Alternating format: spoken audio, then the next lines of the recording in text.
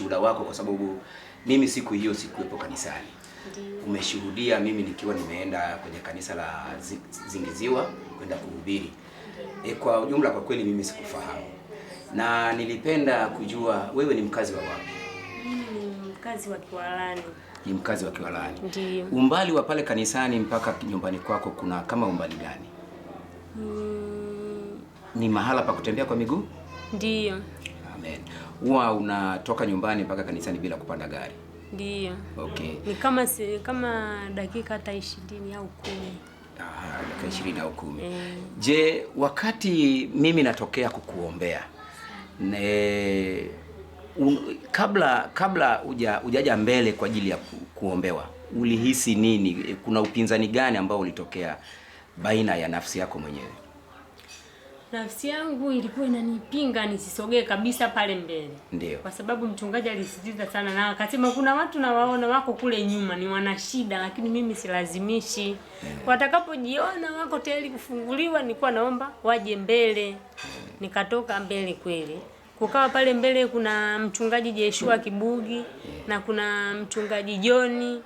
Walikuwepo wote pale, walikuwa wanaombea watu ambapo mchungaji alivyosema, pamoja na wewe ambaye mchungaji Ngai. Sasa mimi wakati nasogea pale, kuna muda nasogezwa kwa Joshua, kuna muda mwingine natolewa pale kwa Joshua napelekwa huko mpaka nikafikishwa kwako. Baada ya kufika pale kwako, nikawa ukanigusa, ukaniwekea mkono kichwani pamoja na tumboni. Unakumbuka kwamba ilikuwa ni lini ili tukio lilivyotokea? Ilikuwa ni siku ya Jumapili tarehe 11. Mwaka gani? Mwaka wa jana. Mwaka jana. 2023. Ndiyo. Okay. Baada ya maombi hata tuseme kwamba ulipokuwa umerudi nyumbani wiki iliyofuata, hebu napenda nielewe ni juhudi gani ulizozifanya kunitafuta ili kuweza pengine kueleza kile kilichotokea? Kwa nilifanya juhudi nyingi kukutafuta ili kukupata. Lakini baadaye nikawa nimeshakupata, nikasema hapana, siwezi kwenda kumuona hivi bila hata kutoa sadaka ya shukrani pale madhabahuni. Inabidi nijitahidi nipate sadaka ya shukrani madhabahuni. Pia na nilikuwa nikijitahidi na kuwashirikisha na wazazi wangu ili wafungue mioyo yao ili hata ninaposimama kumshuhudia Mungu wao wamefungua mioyo yao. Lakini nikawa najitahidi sana kuwasihi, wakakataa kabisa mpaka wakaamua kukata na mawasiliano kabisa, tusiwasiliane kuhusu swala hilo. Basi mimi ina maana kwamba ukiwapigia simu hawapokei kabisa, na hata mtu akipeleka anasema usilete hiyo simu, mimi siwezi kuzungumza na huyo mtu. Okay. Baada ya kuambia kwamba mimi nimepona na nimeponea kanisani. Baada ya hapo nikaona wao wanashindwa kutoa maamuzi, mimi mwenyewe ikabidi nitoke mimi mwenyewe nikasema Mungu, kwa kuwa Mungu amenisaidia mimi nimepona, hakuwaponya wale wazazi wangu, ameniponya mimi. Na ni watu wengi wanaingia pale Beseli wana matatizo mengi makubwa kuliko yangu, lakini hawakufunguliwa. Ila mimi Mungu amenisaidia nimefunguliwa, inabidi nikatoe sadaka. Ulipowaambia kwamba wewe umepona, na inawezekana kabisa kwamba kabla ya kupona kwako walikuwa wakihangaika juu ya wewe kupata uponyaji kwa sababu ni muda mrefu umekuwa kiugua.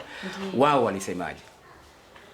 Wao walikuwa wakihangaika ndio kunisaidia, lakini baada ya waliwahi kukupeleka wapi na wapi? Walinipeleka sehemu nyingi sana kwa waganga wa kienyeji. Kama walikuwa hawaamini hata kusema hivi nikienda kwa ustazi, wao walikuwa hawana imani hiyo. Sana wao walikuwa imani yao ipo kwa waganga wa kienyeji. Kwa asili hasa nyinyi ni wenyeji wa wapi? Wa Tanga.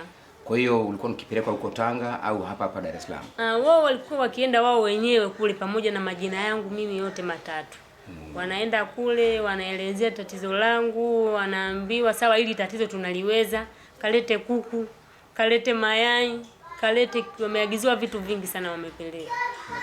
Lakini wanatuma zile dawa, naenda nazifuata Mbezi stand, ambapo wanaweza wakaweka hata kwenye mahindi alafu zile dawa kaziweka ndani. Kwa hiyo mimi naenda kupokea kama mzigo wa mahindi, la dawa zikiwepo mule ndani.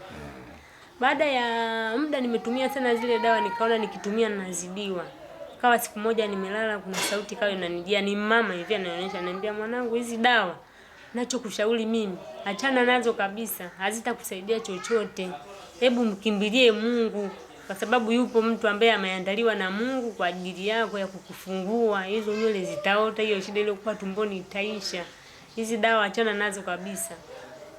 Yule dada aliyenishuhudia kuhusu changamoto zako, Glory, aliniambia kwamba umekuwa ukinitafuta sana na unataka kuniona. Ulishindwa nini wewe mwenyewe kunitafuta ukawa unapitia kwa Glory? Kulikuwa kuna uzito fulani. Maana huwa saa nyingine nafika pale kanisani upo. Lakini nilikuwa nashindwa kusogea kuja kukuona, kukuelezea kwa sababu ningesema kwamba siwezi kuja nikuone tu nitamke tu kwamba umeniponya, na wakati watu walikuwa wanahangaika, wametoa vitu vingi.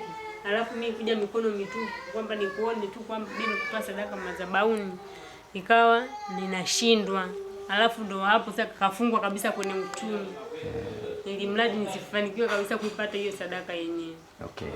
Na mara nyingine ulikuwa ukipata kwa mfano sadaka ya shukrani, ulikuwa unaenda moja kwa moja kutoa, au ni mara ngapi kwa mfano umehangaika ukitafuta hii sadaka? Mara nyingine ukipata fedha zina mara nyingi sana. Ulikuwa ukipata fedha, kwa nini ulikuwa sasa utoi? Nilikuwa nikishaipata ile fedha, basi mume wangu mimi anafungiwa kazi, anakuwa hapati kazi. Yaani ile hela ambayo ninaipata mimi nikisema sasa hii naenda kutoa sadaka, basi mtoto anashikwa na homa, inabidi ile hela tena ndio nimpelekee mtoto kwenye matibabu. Kwa hiyo nakuwa tena nashindwa kutoa. Vipi changamoto zako katika mahusiano kati ya watoto wako hawa uliowazaa wawili na wazazi wako? Wanasemaje juu ya wewe kuwa na hawa watoto, na ikiwa ni pamoja na ndoa yako yenyewe? Hawakupenda kabisa kwa sababu wazazi wangu mimi ni Waislamu pamoja na mimi mwenyewe ni Muislamu. Ila nimezaa na Mkristo. Lakini wao wazazi wangu hawakupenda kabisa, na hata watoto wenyewe hawawataki, na mpaka sasa hivi wamenishauri kwamba niache watoto niondoke, ndipo nitakapoelewana nao wazazi wangu.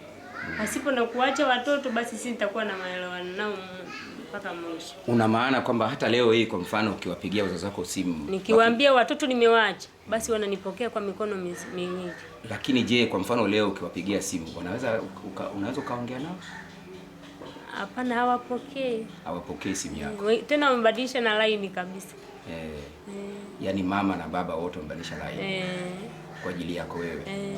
Mpaka utakapokuwa umeachana na wanaume au na kuacha watoto, mpaka nitakapoacha kuingia kanisani. Okay.